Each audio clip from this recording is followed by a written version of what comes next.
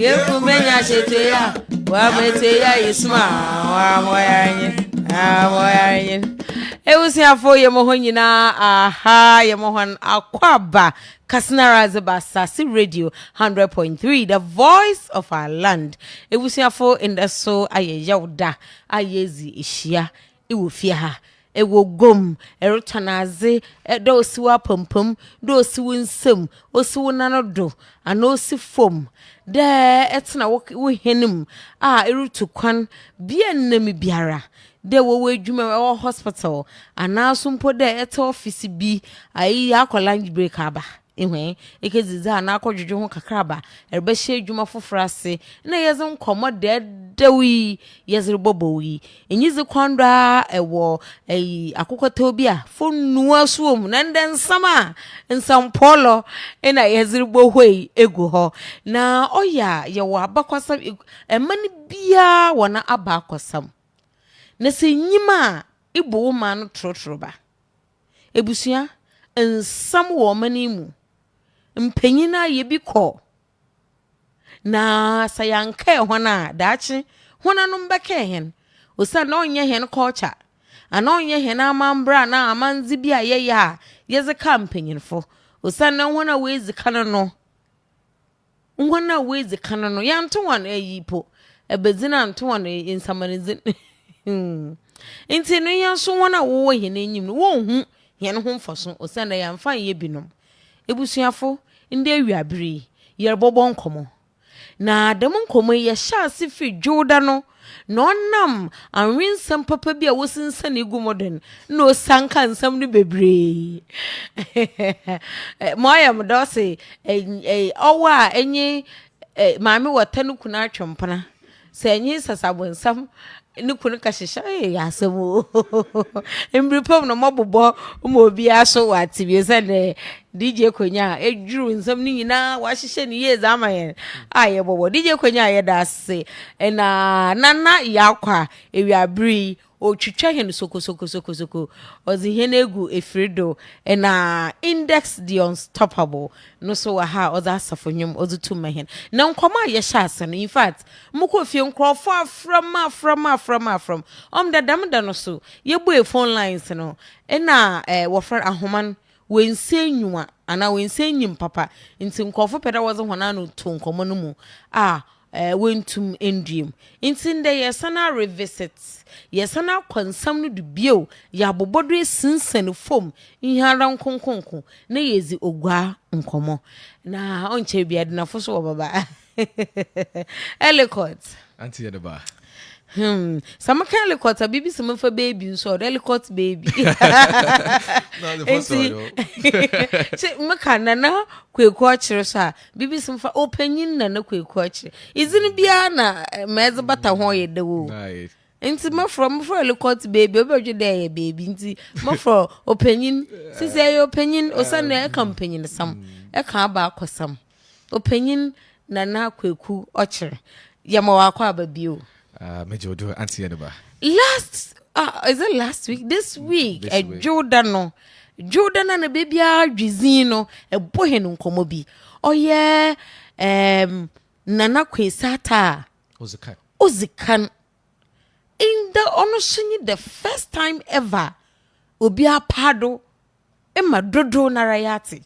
O said the yehu de Nana Kwesi Atta Ozikan oto de bien wo ho na nka ye wona Mbra nti nchori be na Mbra otodo esia ana bibidam na Nana Kwesi Atta okofa no henpo a osabere ma abaka ho na waye he na dwum konsene na etobare sinsenim ma hen yeta ase de oberemei owo ho dam bere no igwa no mu che bien afa no na wo Nana Kwesi Atta na afa ena afaso wo za governor oyi mo hona na ota na chi oye benyin ne ba ena nana ejire num ono oye benyin ne ba ena Nana Kwesi Atta ye besia ba inti no na afa no wa kwaye de ahafo eyi hwanze nana wa hyehyɛ mbra bi so according to zeke wa hyehyɛ mbra to wode fiti dama abre no rekono ma mmenyin mba nze egwa no nko afonafo no ho nko mbesia mba ho I know quite. Ena ejiri enum nhwan wo fom dam kwan no na woze benye no aha asafo bi no kwata enichi ema nka woze wachiren no na so wachiren sidun no onya amrado nara so onyini nya ntokwa kase osanda onfo bu mfa megua no ono ne queen no wo no krom no obu ndo ye queen na eba ha no ye king ema wontwi dem ya moko exile the first time ever mat them fantinyi kra ko exile owo na ekire hin ena ebioso meka wo de zeke no mechu baba ena ebioso wasn't Mbra kete to heno do de fitin da rukui se Oguaman oche hina mo ye king onye chief onye head man ya ye kanintwa no ye head man onye head man enti ho na nkomo no o si ma ye kwaje anwensami yezbe mudofo tiedo ate na maso mu kakam dodo ayo befa enda sekasema osabare bakwesi ata otode bie ni kwema hin enda ne oman himba ne kwa bucha otode sia a Brazil Kasim Ebusia Payne and supreme head of the Brazil Paramount family Reverend Canon John Kwesi Mensa ne Ebusia Payne funyara momo na ha wojmenyado igwe asafo esupifo amanfo nyinara michia ho dem waje wodan wojmenyado ye nyado dem ekeno oye jode yezin komafa igwezin ho na yesua de egwe bien ane egwe bien zin na odegwe ha oye kwekwata na Kwesi Atta na obandan na chi yefi kwekwata ane Kwesi Atta yebodure Mbra na asanso ya asan yechi ya Kwesi Atta bio na yakekam yehu de kwekwata ozikan wancher in the year 1856 asafo enum ze nkuma asafo zakun akrampa asafo wankubi nti asafo enum na wozi nkunyim no ena woma wohyehyɛ gwa ahenzi bio de woma ahemba yɛka ahemba ohenimba beyinfo wonzaze bio nti wonfama nwofasefo na agrefi one half brother onye brimponkojo nti oche wokita the same mother by different fathers nti papa ne cha na ahinzim o ma brimponkojo fa na o ma na aso no mba no fa nti dem yenya Kwesi Atta the first ni yenya agria otodo no mobeza na otwe igwa ha ni yenya ngwa bie oza ha dem yehu ni okwa exile bay na wonu ma waya ma wojan fi exile mensa saba kan ho mensa saba kan ho cha mensa saba Kwesi Atta bia na onye court onye no court de ono etei ma was benyin ba ezaze nti after the first court case no I was also challenged there.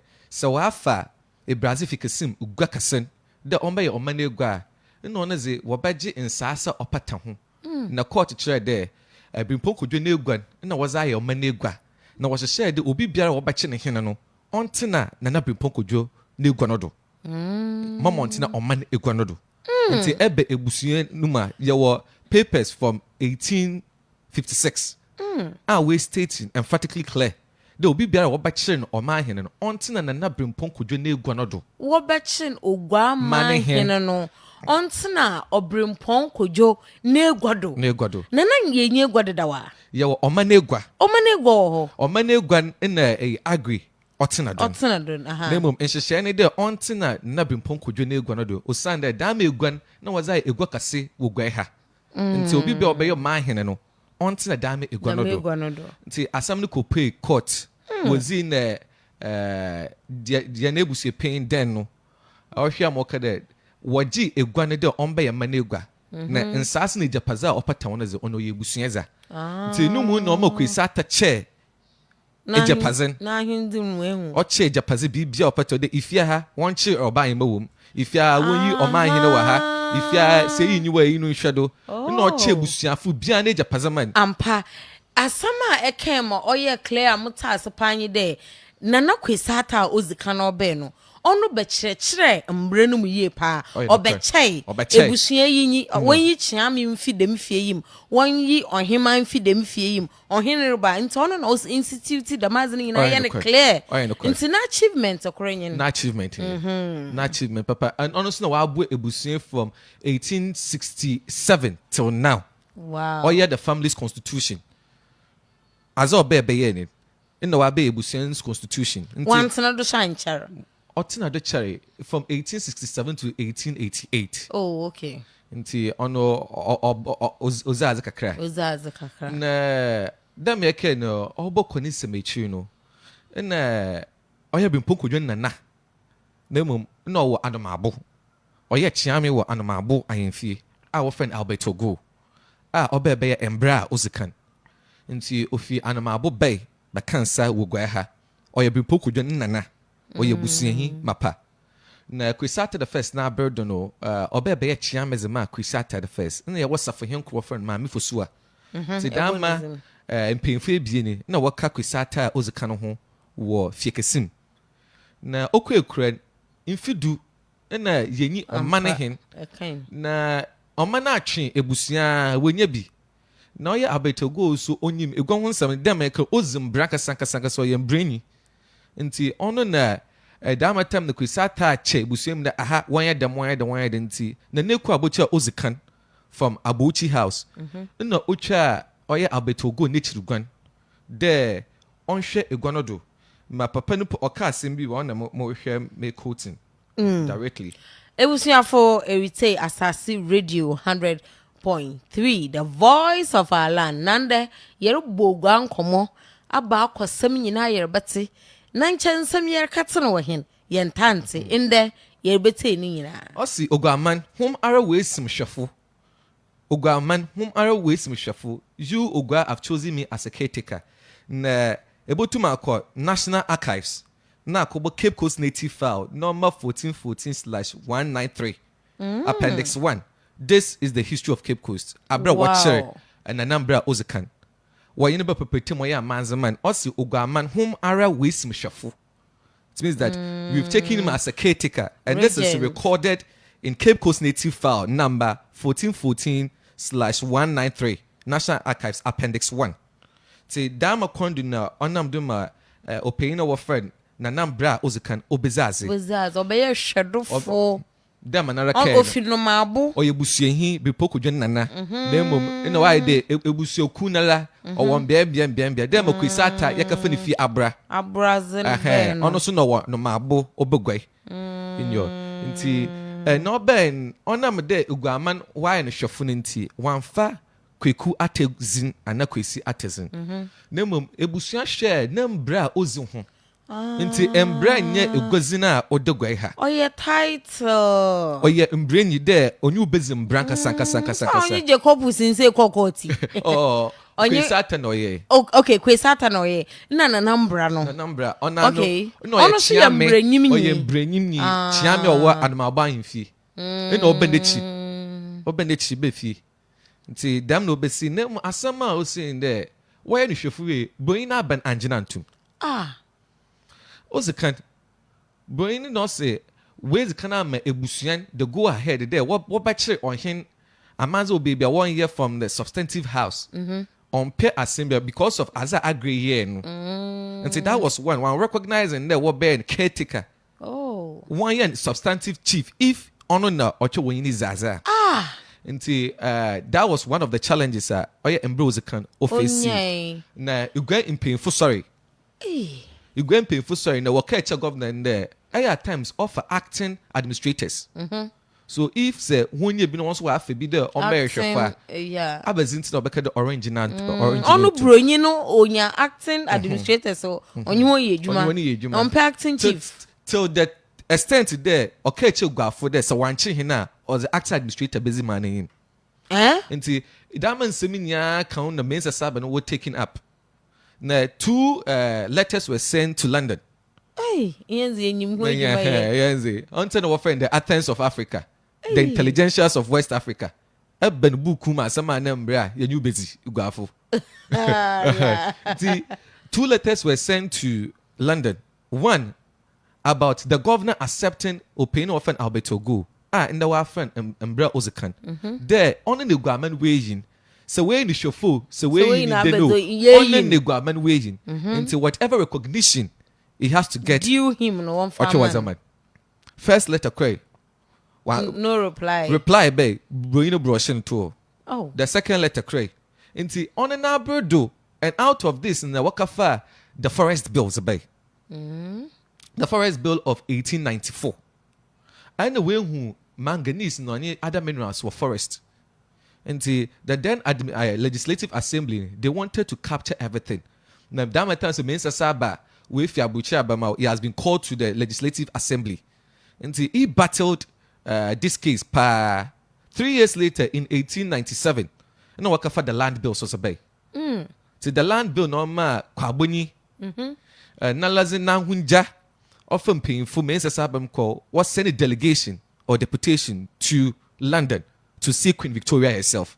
And so Nana Mbra was a Canaberdune, the Aborigines Right Protection Society of Obazi. Nana Mbra na Berdune, and that baby in no Mintimaze Palace. In no baby ne bia Aborigines Right Protection Society. Which year? Nana Mbra was a Canaberdo, and when you know Osi Victoria Park, your friend Queen Victoria was a bug name with her.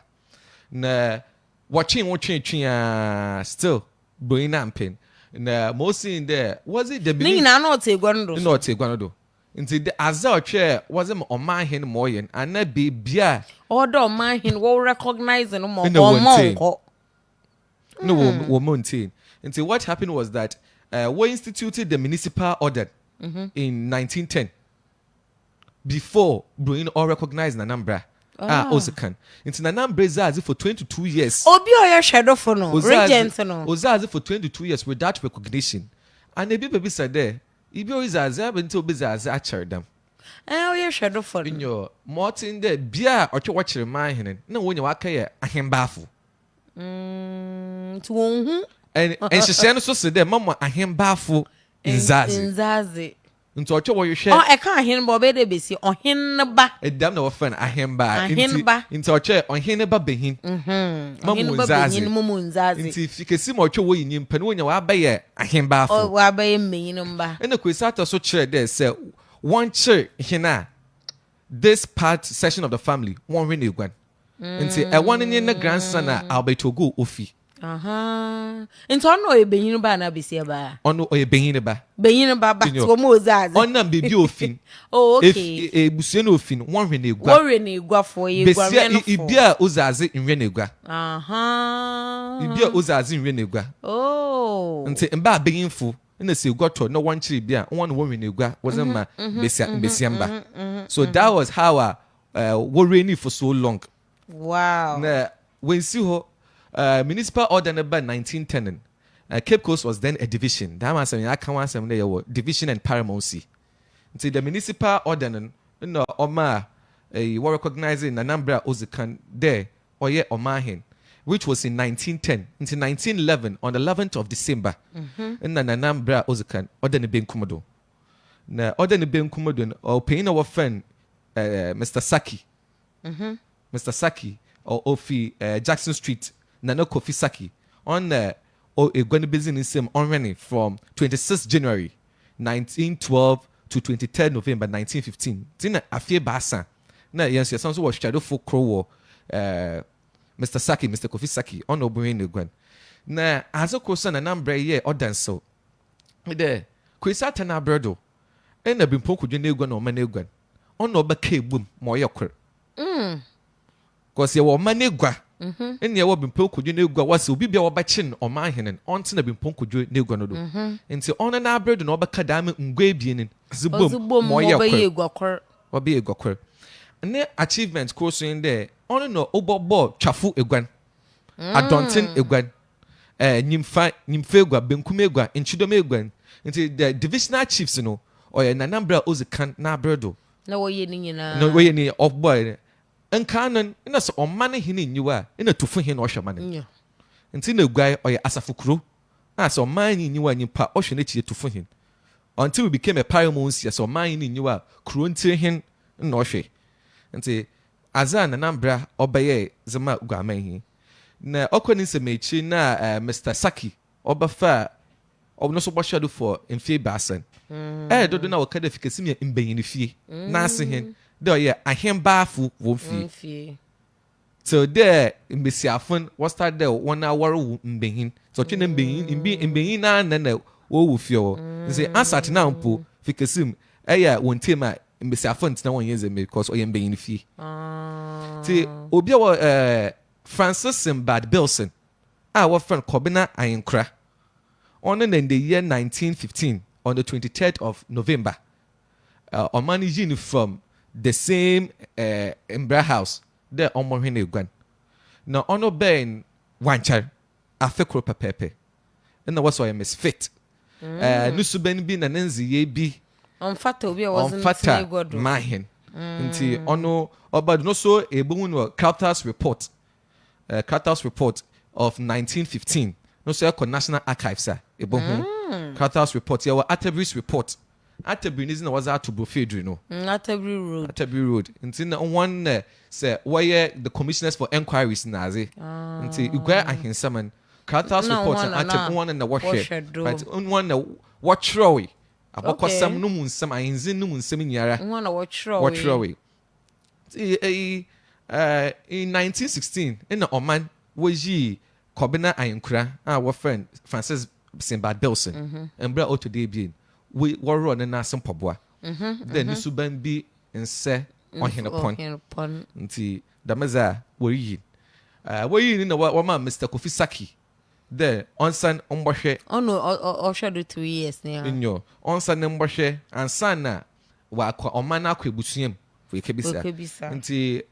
Kobina Ayenkra no so den benkum do on the 31st of August 1920 so we na some poboa in fianan no so oda ne benkum do ya recorda edan me ka say be there yenya hen pon bi wogwa ha ma the Prince of Wales took one phenomenon bo share on hen prekon o de no fo yin me zamo DJ Konya as what to ha me hen ya pede yen ye ne hen nanim wa friend George Adolphus Ment ono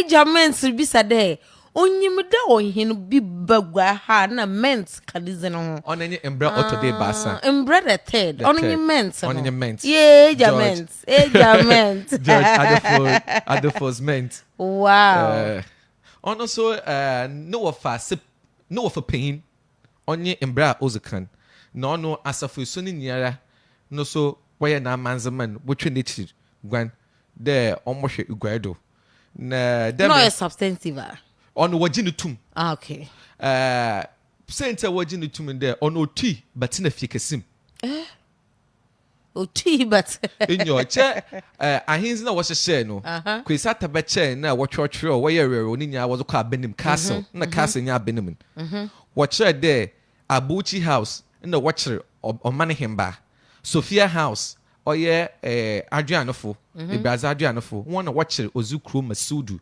Sudu ni ye Brazil busunya ye spiritual home nti dama Sophia dama abon na wo hwe ye spiritual home Fikesim house na we yi omahin na omane chiame omahin chiame na ye wo Esibu house amemi nsanom enyo na ye wo Mbra house tracing it from Albertogo Mbra ozekan oye bimpoko je nana nti one bimpoko je weza akutin Oguaa ha pa o onye guankote demu onye guankote ya wo ifie wo bronyi bi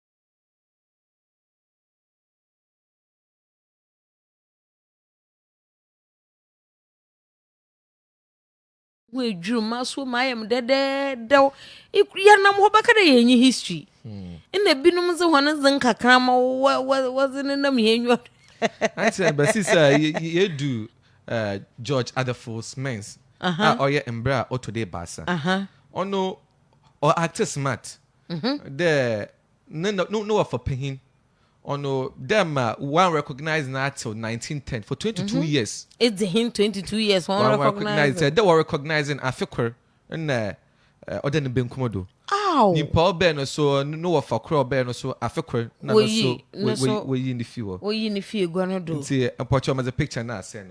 Okay. Nti so ba pe mensaka mazobot to do. Na hin na yi hu abra wasn't a number no wasn't sido no. See Martin there oye at the foot men's or bear no on O2 betina fake sim. Ono that was one good move oye. Nti on here is a what be no otificasim. That's what though. Oti ho. If you know so Mbra the first na no on man see and there your friend in fede dome or katiko kwado. Or your man na jase no we see. Dama if you nti ono na one or dem ye chere dama abon na won we negwan. Ti o cha kwan da fikasim e chiriwo. Ibi onyim fikasim dan abu de chi oye Mbra otode basa. On ubo cha dama abud. Oye mense no. Oye George Adolphus Mense. Adolphus Mense. Nti governor Befi ne cast about do na we do echu better fikisim. Hey. Ewi an we do woko. Na creating a shortcut. Aha. Dem o on peden dama recognition na one farm nan ibi bekanan. Nti ono so sabe dama nkofinya wan bo ebusuan abr. Wo ye adwuma. Nemo as a crow o see Mbra the Ted na brodo was between on and to for him kwabro. And then obi kaden no ofanye kwabro. Yeah. What na that my brain was a poll tax ordinance. Say it here and that at 2 Eto na yetua na deda o. Na shasen na was a bear no. Impayfu binum so itie. Poll tax ordinance of 19 I think yeah, more pocho make a dating.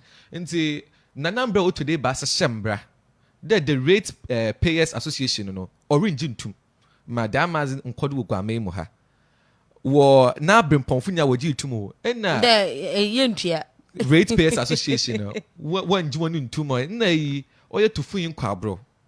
Ono ibi hu ohun de so what rate payers association tuma oboboa. Nti ono son oye Nana Mbra today basa no. Okaka won ho nensaso na opin safin na ofan mori oyentene safin oka deputation kwaboni omo woko London woko present a petition to Queen Victoria about the land bill of 1897 nti oben na number today basa ojin fi wode omo nya man to fin bill na meza was the chief mori was bear on man to fin na wole nyim wanya asam papa we gwa ha wanya asam papa asafo mbo betu egu I wanna na merebe asafo wana no nya bentiri fa bentiri na watch your man to fin and it's a way you want it to fin if you are one fan can maybe I was all content onya asam papa we gwa ya bentiri na ntena entino so ye sama why the abrimpona asafo and there is a rift rabafo there is Wente. Ma asaman ya asamu pay the provincial council with him, the governor. The chief basa ya kodo.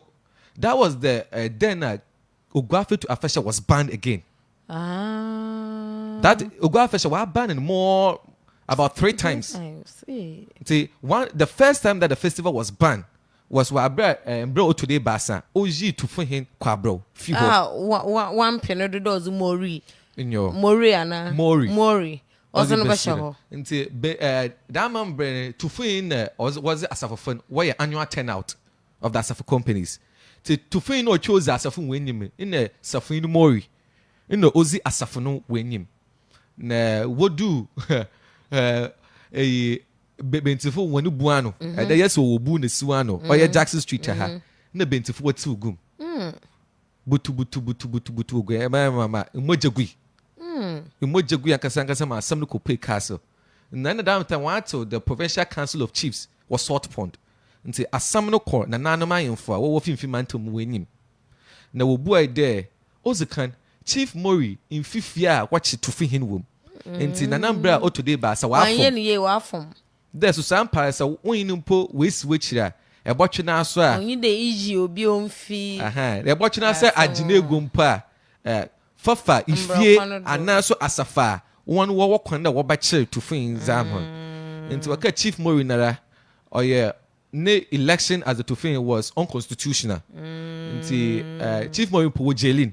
Oh. Yes, wojelin. Na ifia wo yi to fin ifimi onfi ho. Onfi ebusuanu mu. Asafa watch to fin onfi da ma asafu no mu. So there was a rift between Tufin Kwabro and Onye Nana Mbra Otoday Basa. And this is a case study for Uguay. One of the case study of Uguay in 1925. Wow. We see ho Ninya ni yemeno. Nana Mbransa na brodo and a Princess Anne. Mbra Otoday Basa. Otoday Basa. Obebe unveil the bust of Queen Victoria. On an abroad in the court ban ho. Yes, so good, my pa. Yes, kita Princess Anne.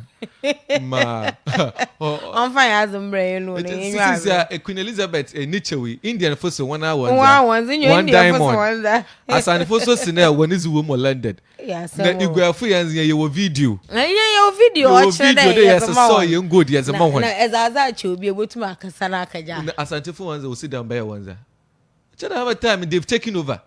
And there's a wafazi wo menuma. Oh yeah, you want now an answer. What to go to Asante me no wa for go do kwa.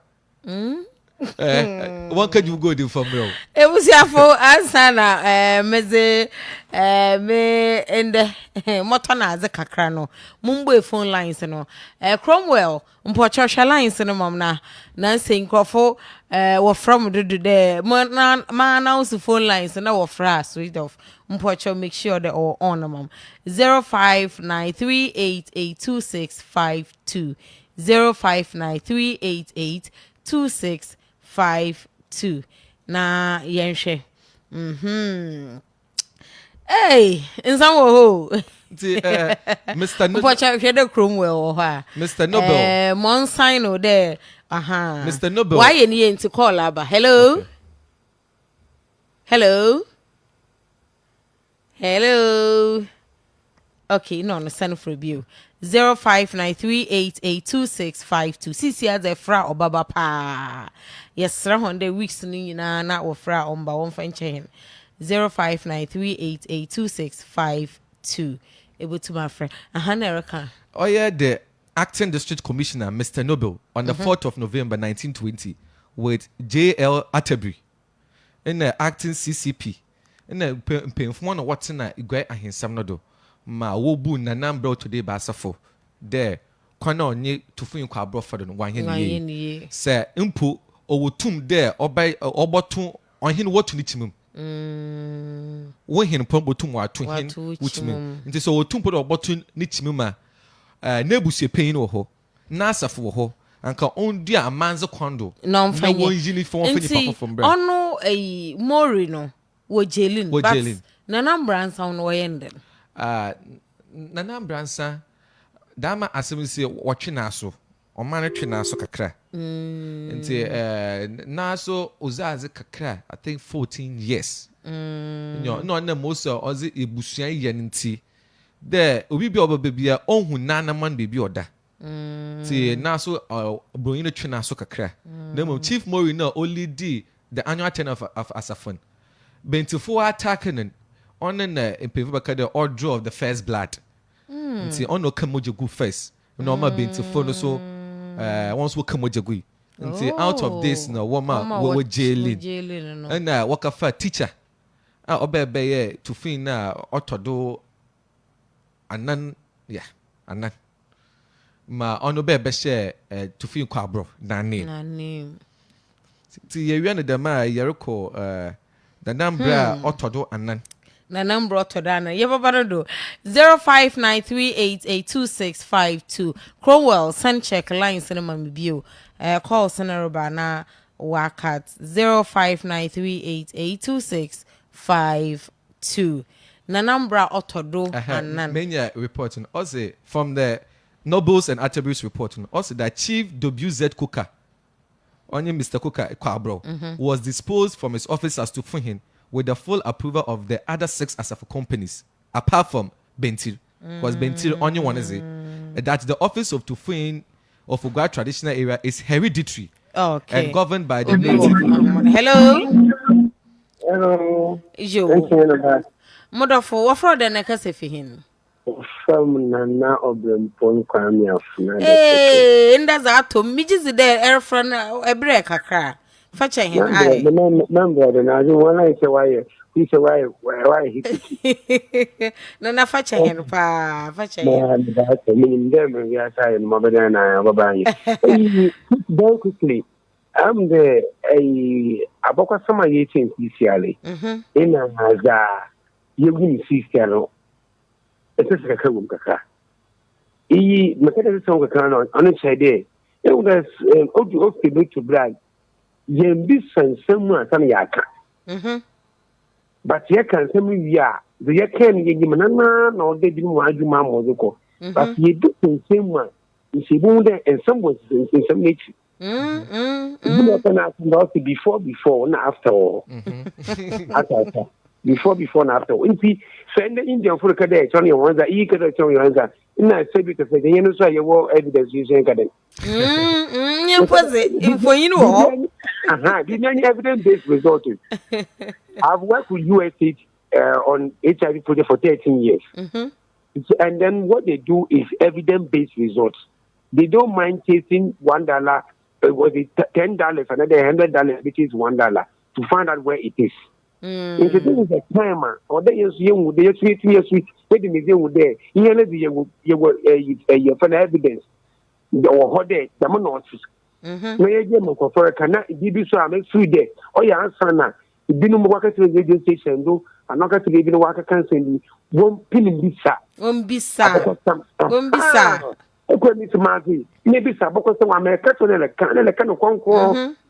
I wasn't a whiskey concord with this. I mean, wasn't a whiskey concord. Sakodo. That's one was the comment. No carousel. You, Nana, yeah, that's it. Papa. Armstrong, Wema, or Ashahena, or I say, yeah, Armstrong, ye cheer pa, Quaquemu, or say of Ocean for Chicago, or say history class in section. Yeah, that's Papa. Richmond Atta I Junior, or say history they be keep the history on madam no brempona na kwame afuna ogudu so or shehen ma osane frehin kahui oda mutana kakra o oda mutana kakra na sisi aso yedu mbra nan no do nanka maka the findings of the Attributes and Nobles report on Chief Mori Nasaman. Okay, if you are not Martin Mazi. And what's that Mr. George Mori is not from the descendant of Kwame Edu. To Kwame Edu's too na wachi to for him. And therefore cannot succeed to the office of Tufuhin. Further, that the procedure at his alleged election and installation was not in accordance with native custom, that Tufuhin ranks 3rd in procedure in the state of chiefs. As a result, the appointment of Chief Mori as Tufuhin was declared unconstitutional and revoked, and a new Tufuhin was installed from the Bentir No. 1 Asafo company, known as Paul Esiam Teacher, Tufuhin Kwame Edu III. On the 1st October 1932, in the Asafonoso Woza Kubiu, so this is the unpopular Asafo riot of Oguaa in 1932. Amoja Ogui. Titi obika, titi obichre. Inyina ye tei, obi basa na his share. History ehun wo baba no buku mutan. O me ehu bi efi. Sa nya history ya nche enyim de zini bimpo ebeza ahen fa. Osanda henze nya wora wuzin no dado. Ibinum ebeza wo hu. Na mepede ye hwe bio pa adakro ebaba baton na cheche hen.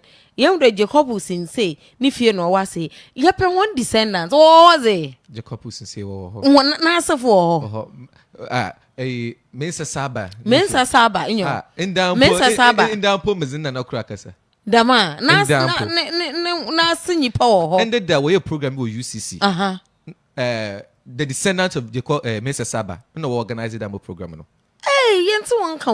Waba, we program wakra wo from what to sabe fearful. Woni fie so bakano, e so wo emi sechi o sechi. Kwabonyi ni fie. Oho. Mensa saba. Mensa saba. Mese kwabonyi so no nkrofo. Ho.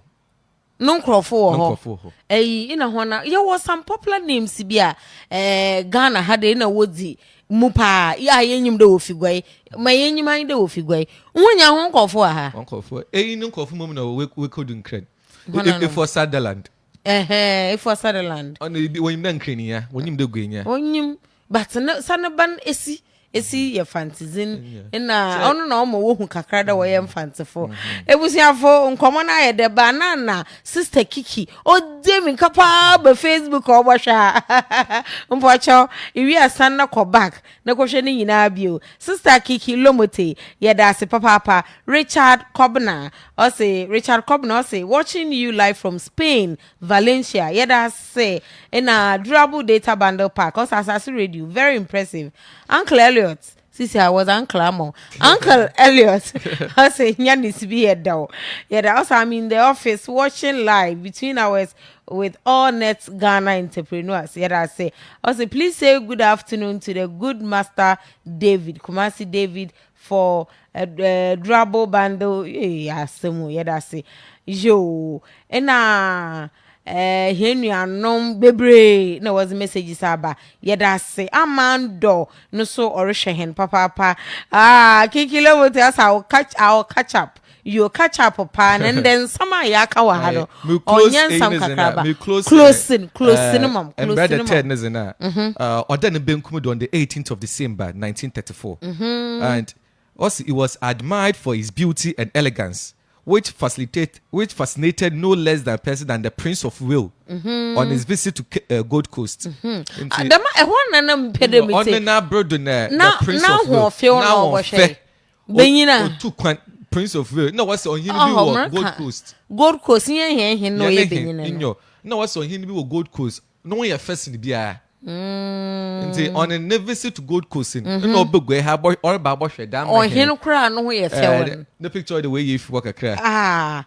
Only ye more hin. Mbra the third. Nana Mbra. Okay, kwenya mpocho photo do me hen. Ono na berdun asafuza akwa de wentum wenya achievement biara cause na berdun no why akokon na ho feel ni nyina ne chi no na asafu akwa na so ka ho no otu ahin ni chimum na asafa asel nti wentum anchok any recognized achievement biara yeah today me binum wo ba wo ye nzama kasa okay yo oncher bia Nana Kwame Afona obaba Nana Kwame Afona baba ati brana ba kan kusukum nsam na fa kire hen yo ye da se papa na monkro Prince of Wales na some no yem do so oboshen o discover you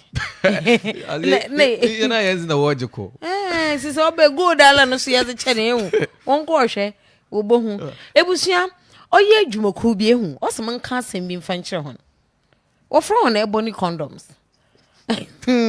helicopter basre wala wo hu de chede ba finfin manto am me Mbra finfin manto keke hwe kire ha wa kire ha mbofro wo ho bebre chede yen hyehyɛ hɛn awe ansana yawo nyama hɛn nsabotum akoro hon ye mo obudo ena mbofra ne nam pransa o de wonyi maame o de wonyi papa ne nsasunti what was the ebony condoms was aba obi no can answer there enkan en abawo ye japaze no ye japaze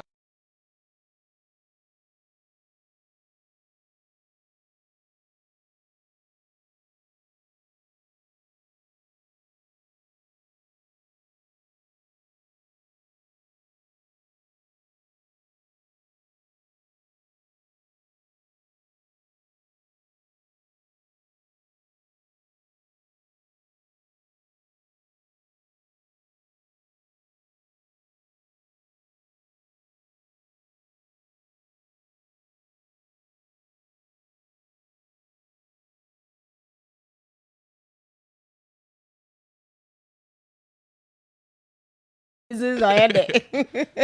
It's able to afford ebony condoms. Also, you can show there. A pede in your pleasurable moment on honey ebony condoms. But you unfair agent to me. Oh, you who there shouldn't be rather. Rather no boha man. It was here for UCC at 60 ne Grand Debano or Badu giddy. Oh, yeah, 20th October, yeah. It was neck. Into Bomozana pa na waso baka ho the Chancellor, Governing Council, UCC opinion for kuku dam fu nyina na wotun saza frɛ Oguaa na Ghana mani nyina de Mbra na wenya mfi edusia into wori afasha shronko wo school ho na esiwodo into ebusuafo Bomozana na ko send special guest of honor nya wejin Mbra ombatena dwumezi mumonya hom kapa honoring his excellency Nana Kwesi the president of the republic. UCC only the topmost ranked university in Ghana no in West Africa. Now sounds so fourth in Africa. In UCC yara so oye number 1 globally in terms of field weighted citation impacts. Eho nation azampa. Inter 1 or 2 year research influence nina was at Ellicott UCC Austin there University of Competitive Choice yo in the way election or SRC election UCC the campus I bija why you deja yeah time mununku e dua bia na mununku nti modu UCC for na mi ndin dua for mununku was abo raza yakaya mununkum no from nua ho nti bas idua bi ofo no mahogany na azata mununku mi mde idua no botanical name ofo no mununku ewusiafo yansan yankode na ha ye dosin hwei yo GCB oye Ghana Commercial Bank de bebia makachiro ose one will reward one customers will be activate one inactive account. Dama abri from Kwesi October end of October ending year. Into no work to suffer the core na core activate your account.